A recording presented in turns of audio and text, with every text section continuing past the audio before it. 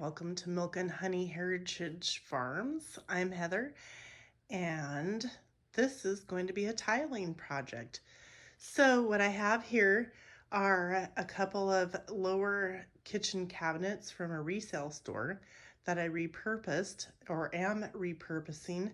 I've painted them black so that they all match. And there's a cabinet. I've got canning jars in there. I will be getting some kind of a magnet to go right there to keep that closed.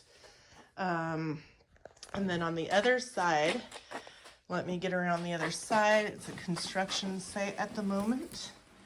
But on the other side, there are drawers and drawers, you know. So I put liner in all the drawers, new knobs. And again, down at the other end here, there's more drawers to put crafting projects, canning projects, whatever I want. Let's see, what do I have in here? Different dried things for soap making, molds, ice cube trays, things like that. Storage, I don't know what's in here. Some hot pot pads. Again, I lined all the shelves. Older cabinet, but sturdy. Okay, so then what happened is this whole long cabinet or cabinets were two pieces. So we ended up putting a piece of plywood first all the way down, and using screws and screwing it on the top to hold the cabinets together. And this is now backered, which you put on before, see, backered board, before you tile. So now I have to screw this on the top and it'll be flush. And then I will be putting grout and tiles and everything like that. And I'll take you along the process. I did get the tiles from, sorry about the shadow, from the resale store, and they're very beautiful tiles. We had to cut with a tile saw some pieces, thinner pieces, so that they would lay out nicely on the top of this cabinet. So I'll take you along with the steps. Please hit that thumbs up and hang out with me because you'll want to see the finished product.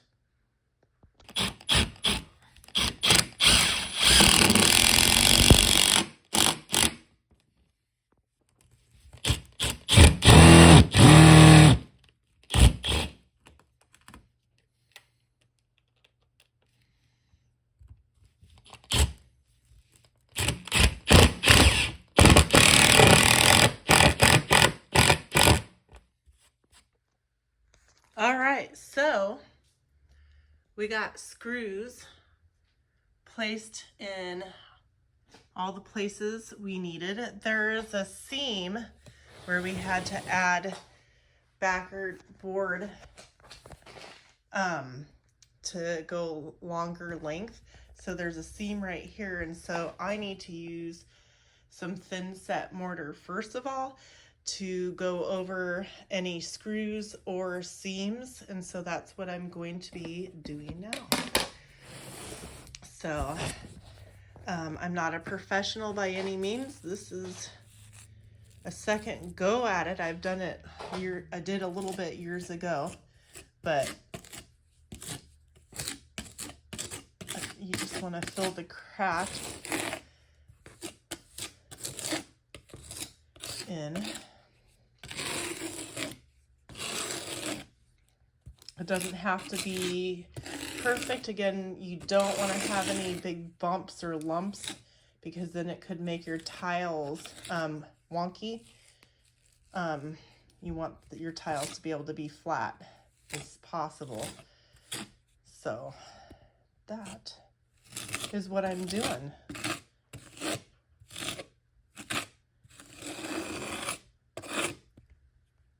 So just kind of kind of like that. It's not perfect.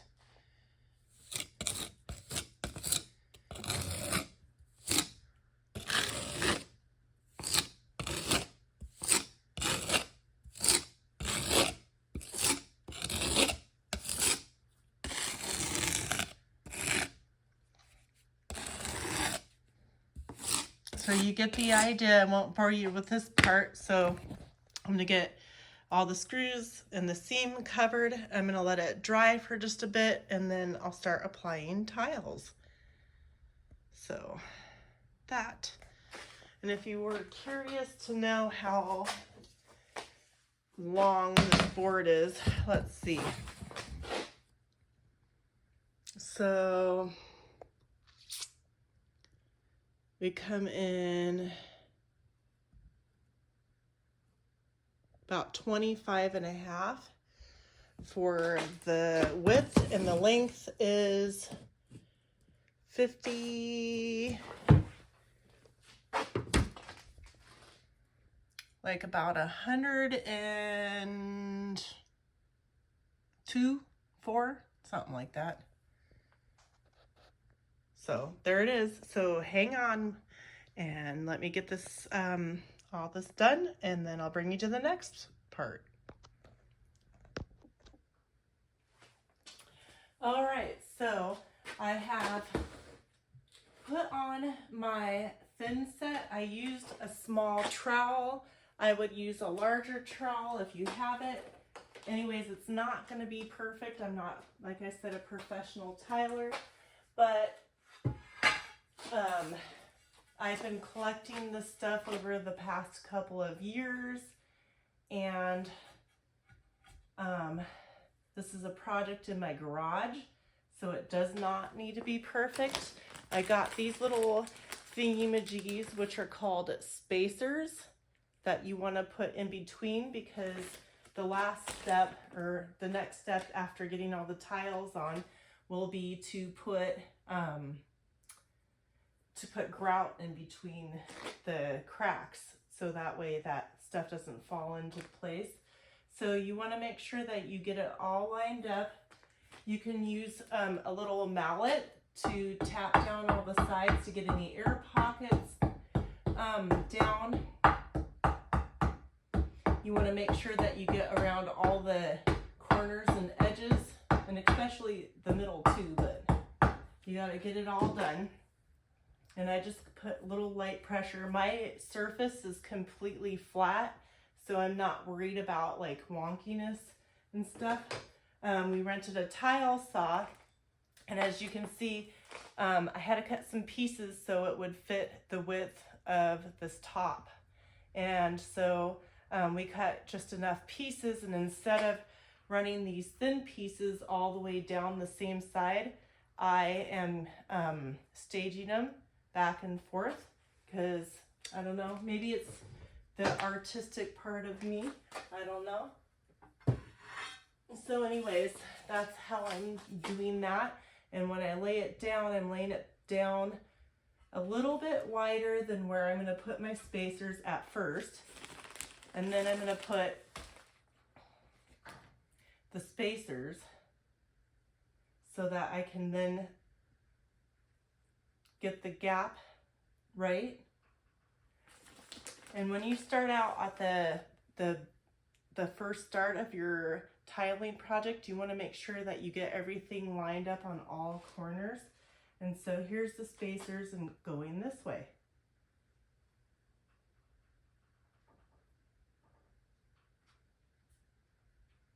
And that's that. And then you just use the mallet and go all the way around. You're not hitting it too hard. Of course, you don't want to break your tiles. You might have to hit lighter if your tiles are thinner. These are pretty thick, solid tiles. Again, I got all the stuff except for the thin set and the grout at a resale store. And so I spent, I think, $50 on the lower cabinets, and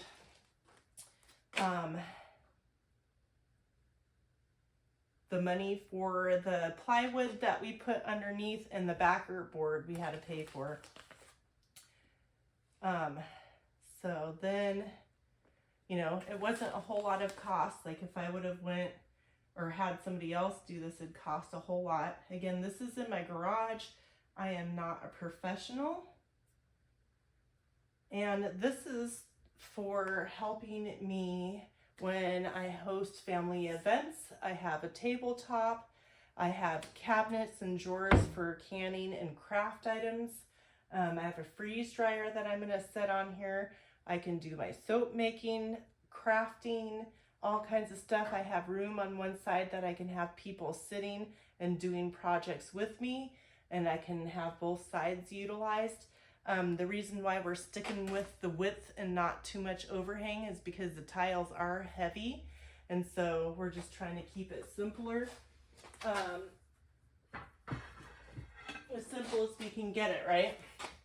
So that is how I'm doing this. So if you want to see, you can, after you put the grout in the cracks and you let it dry, you can put a sealant over the top of these. I may do that at a later point. I don't know, we'll see. So that's where I'm at. And you know, if you want to learn how to do something, watch all the videos, read all the books, maybe find somebody who knows how to do what you're wanting to learn, to be a mentor, somebody you can call on the phone, somebody you can go and help teach you or work with you. So yeah, don't be afraid to try new skills and do things. It's all about the whole process of learning and growing, and do what you can. So stick with me to the end of this video and I'll show you the finished product, and I'll show you how I do the grouting. All right, so I completed the tiling, and see how I put the narrower piece opposites. I didn't want to put the narrow piece on an end because it would come loose easier, in my opinion. So it has been applied, and now I'm just going to wait 24 hours, and then I'm going to pull these out and I'll do the grouting. Not a bad job for a rookie.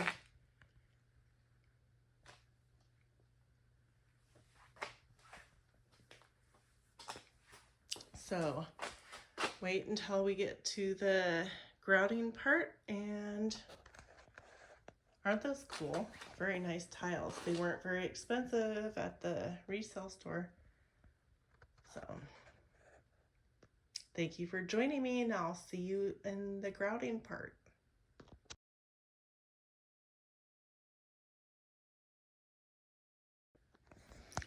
All right, it is finished. So I used a dark gray grout to kind of blend in with the cabinet. I've got to paint this, probably black, and there it is. So just do a little bit of grouting at a time, and you'll need to use a sponge to clean it off right away because it does dry on the tiles fairly quickly. I do need to do one more washing. You let it sit for 24 hours before you use it. So there it is. Oops, sorry about the shadow. Maybe if I go this way. Look at. So it's not perfect, but I did it. It's done, and I think it looks pretty dang good. Thank you for joining me. Please leave a thumbs up, and don't be afraid to try something you haven't before that you've been wanting to. So there it is. Thank you for joining me. Have a wonderful day, and I'll see you on the next video.